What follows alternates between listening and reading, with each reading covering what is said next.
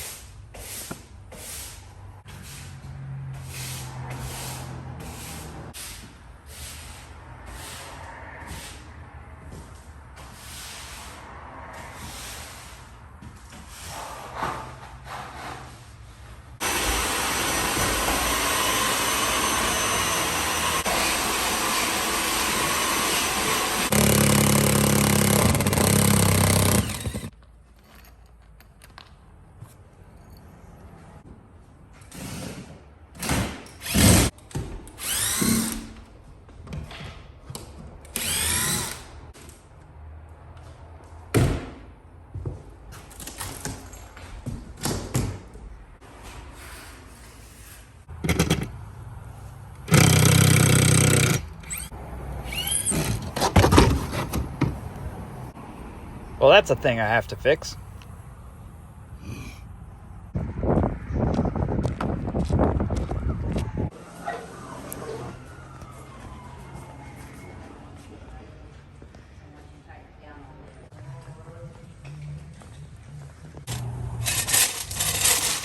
To explain what's going on here, after getting back from the hardware store, I wanted to put my trailer here.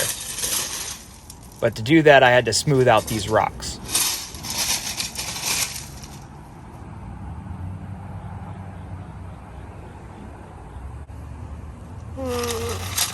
Found the power line. Only thing to do, redirect it.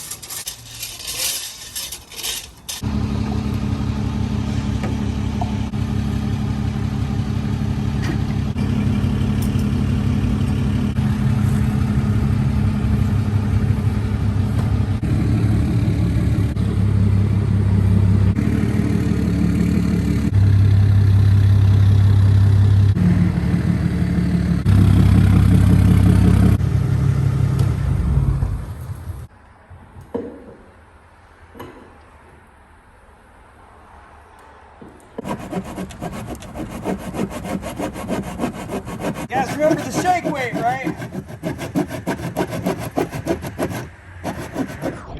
Wait a minute. Why am I doing this the hard way?